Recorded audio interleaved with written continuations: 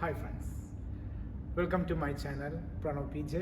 നമ്മളിന്ന് ചർച്ച ചെയ്യാൻ പോകുന്നത് ലൂക്ക് കോണ്ടിനവും അതേപോലെ ഷെയ്ഖ് അൽ റാഷിദ് അൽ നൗമിയും കൂടി എഴുതിയിട്ടുള്ള ദ ഡ്രൈ ഫാസ്റ്റിംഗ് മിറാക്കിൾ എന്ന പുസ്തകത്തെ കുറിച്ചിട്ടാണ്.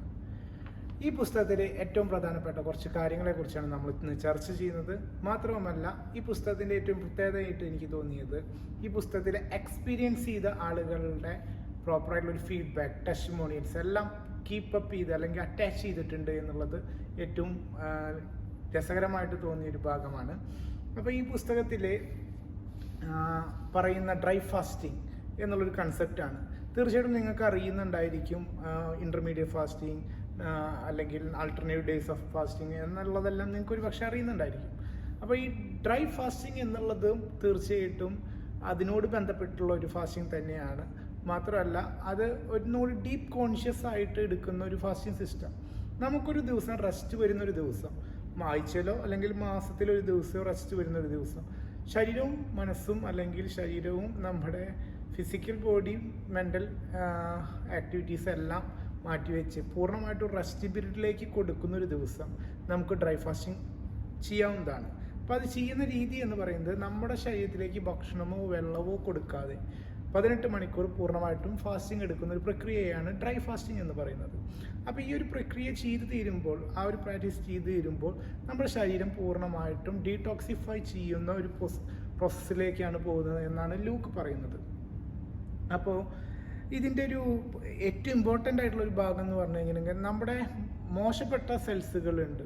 നമ്മുടെ ശരീരത്തിൽ മാരമായ അസുഖങ്ങൾക്ക് വരാൻ സാധ്യതയുള്ള സെല്ലുകളുടെ വർധനവ് റെഡ്യൂസ് ചെയ്യാനും അതിനെ എലിമിനേറ്റ് ചെയ്യാനും സാധിക്കും എന്നുള്ളതാണ് ഏറ്റവും ഇമ്പോർട്ടൻ്റ് ആയിട്ട് വായിച്ചപ്പോൾ എനിക്ക് തോന്നിയൊരു കാര്യം.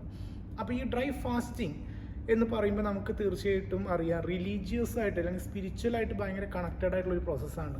തീർച്ചയായിട്ടും നമ്മുടെ പൂർവികരെ റിലീജിയനായിട്ട് കണക്ട് ചെയ്തിട്ടുള്ള വന്നിട്ടുള്ളത് തന്നെ മേ ബി അത് പ്രോപ്പറായിട്ട് ഫോളോ ചെയ്യാൻ വേണ്ടിയിട്ടായിരിക്കാം എന്ന് തോന്നി.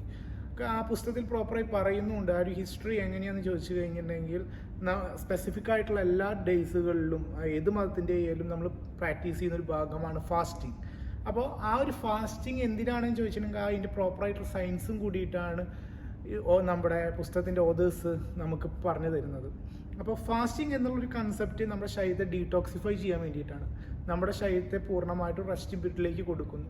നമ്മൾ ഭക്ഷണമൊന്നും കഴിക്കാതെ പൂർണ്ണമായിട്ടും റെസ്റ്റ് കൊടുത്ത് നമ്മൾ മെൻ്റൽ വർക്കോ ഫിസിക്കൽ ആക്ടിവിറ്റീസോ ഒന്നും ചെയ്യാത്തൊരു ദിവസം പൂർണ്ണമായിട്ടും റെസ്റ്റ് കൊടുത്തിട്ട് നമുക്ക് അനുഷ്ഠിക്കാൻ പറ്റുന്ന അല്ലെങ്കിൽ പ്രാക്ടീസ് ചെയ്യാൻ പറ്റുന്ന ഒരു പ്രവർത്തനത്തെയാണ് ഫാസ്റ്റിംഗ് അല്ലെങ്കിൽ ഡ്രൈ ഫാസ്റ്റിംഗ് എന്ന് അദ്ദേഹം പറയുന്നത്.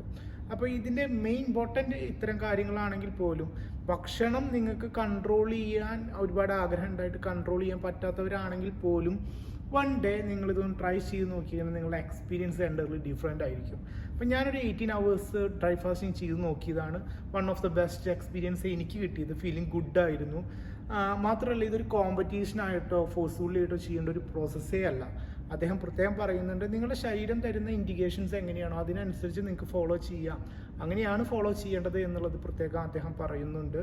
മാത്രമല്ല, കുറച്ച് കോൺട്രാ ഇൻഡിക്കേഷൻസ് ഉണ്ട്. എല്ലാവരും വേഗം ഫാസ്റ്റായിട്ട് ചെയ്യേണ്ട ഒരു കാര്യമല്ല. പ്രഗ്നൻസി ടൈമിലോ അണ്ടർ വെയ്റ്റ് ആയവർ, പ്രോപ്പർ മെഡിക്കേഷൻസ് എടുക്കുന്നവർ, ഡോക്ടറിനെ കണ്ട് മരുന്നുകളെല്ലാം കഴിക്കുന്ന ആളുകളൊക്കെ ആണെങ്കിൽ തീർച്ചയായിട്ടും ഡോക്ടറെ കൺസൾട്ടോട് കൂടിയിട്ട് മാത്രമാണ് ഇത്തരം ഡ്രൈ ഫാസ്റ്റിംഗ് ചെയ്യേണ്ടത്. മാത്രമല്ല, ഇതൊരു വെയിറ്റ് ലോസിന് വേണ്ടി ചെയ്യുന്ന ഒരു ഫാസ്റ്റിംഗ് മെത്തേഡേ അല്ല.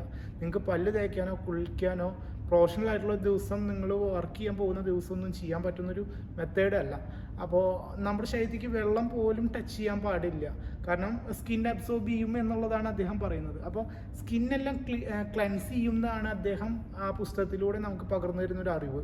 അപ്പോൾ അതിനെക്കുറിച്ച് കൂടുതൽ ഡീറ്റെയിൽഡ് ആയിട്ട് പഠിച്ചപ്പോൾ ഒരുപാട് ബെനിഫിറ്റ്സ് ഉണ്ട്. തീർച്ചയായിട്ടും അതിൽ ഒരുപാട് ബെനിഫിറ്റ്സ് ഉണ്ട്. ആയുർവേദ അല്ലെങ്കിൽ യോഗ സെക്ടറിലൊക്കെ തീർച്ചയായിട്ടും ഈ ഒരു ഫാസ്റ്റിംഗ് മെത്തേഡ് ചെയ്തു പോകുന്നതാണ്. അപ്പോൾ ആ ഒരു ബെനിഫിറ്റ്സ് പലപ്പോഴും നമുക്ക് പുതിയൊരു നമ്മുടെ ആധുനിക വൈദ്യശാസ്ത്രം തെളിയിച്ചിട്ടുണ്ടോ എന്ന് ചോദിക്കുമ്പോൾ തീർച്ചയായിട്ടും അതിൻ്റെ ടെസ്റ്റിമോണിയൽസ് അദ്ദേഹം കൊടുത്തിട്ടുണ്ട്.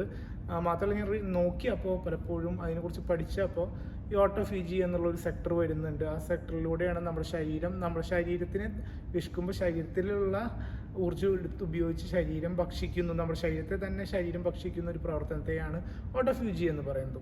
അപ്പോൾ അതിനെക്കുറിച്ച് കൂടുതൽ ശ്രദ്ധിച്ചപ്പോൾ അത്തരം പ്രവർത്തനങ്ങളിലൂടെ നമ്മുടെ ശരീരത്തിലെ പൊട്ട സെൽസുകളെ റെഡ്യൂസ് ചെയ്യാനും സാധിക്കുമെന്നും നിങ്ങളുടെ ബാഡ് കൊളസ്ട്രോളിനെ റെഡ്യൂസ് ചെയ്യാനും നല്ല കൊളസ്ട്രോൾ കീപ്പപ്പ് ചെയ്യാനൊക്കെ സാധിക്കുമെന്ന് പറയുന്നു. മാത്രമല്ല ഈ ഫാസ്റ്റിംഗ് ചെയ്യുന്ന ഒരു പ്രോസസ്സ് ഇൻ്റർമീഡിയറ്റ് ഫാസ്റ്റിംഗ് ചെയ്യുന്നവർക്ക് തീർച്ചയായിട്ടും അറിയുന്നുണ്ടായിരിക്കും.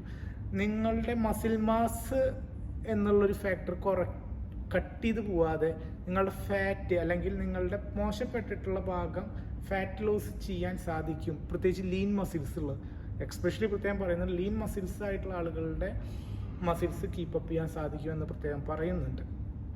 അപ്പോൾ ട്രൈ ചെയ്ത് നോക്കുക. നിങ്ങളുടെ ശരീരത്തെ തന്നെ നിങ്ങൾക്ക് വേറെ ഇൻവെസ്റ്റ്മെൻറ്റുകളൊന്നും ഇല്ലാതെ നിങ്ങൾക്ക് തന്നെ എലിമിനേറ്റ് ചെയ്ത് പൊട്ട സെൽസുകൾ എലിമിനേറ്റ് ചെയ്ത് ഡീടോക്സിഫൈ ചെയ്ത് റിപ്പയർ ചെയ്ത് റീഹീൽ ചെയ്യാൻ അല്ലെങ്കിൽ ഹീൽ ചെയ്യാൻ പറ്റും, റിജുനേറ്റ് ചെയ്യാൻ പറ്റും എന്നാണ് നമ്മുടെ ഓതേഴ്സ് പറയുന്നത്.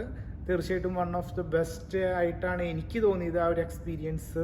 അപ്പോൾ തീർച്ചയായിട്ടും നിങ്ങൾക്ക് അത് എങ്ങനെയാണ് എന്നുള്ളത് നിങ്ങൾ എക്സ്പീരിയൻസ് ചെയ്ത് വേണം പറയാൻ. മാത്രമല്ല ഇത് ഫോഴ്സ്ഫുള്ളി ചെയ്യേണ്ടതല്ല. നിങ്ങൾക്ക് ഒരു ദിവസം ഓഫ് വരുന്ന ദിവസം നിങ്ങൾക്ക് ചെയ്യാവുന്നതാണ്. തോട്ട് പ്രോസസ്സും അതുപോലെ നിങ്ങളുടെ ഇൻഫ്ലമേഷൻ അത്രയും ബുദ്ധിമുട്ടുകളുള്ളവർക്കൊക്കെ ഒരുപാട് ഹെൽപ്ഫുള്ളാണ് എന്ന് പ്രത്യേകം പറയുന്നു. തീർച്ചയായിട്ടും ട്രൈ ചെയ്തിട്ട് നിങ്ങളുടെ കമൻസ് അറിയിക്കുക. മറ്റൊരു വിഷയവുമായിട്ട് പിന്നീട് ഒരു ദിവസം കാണാം. Okay, by.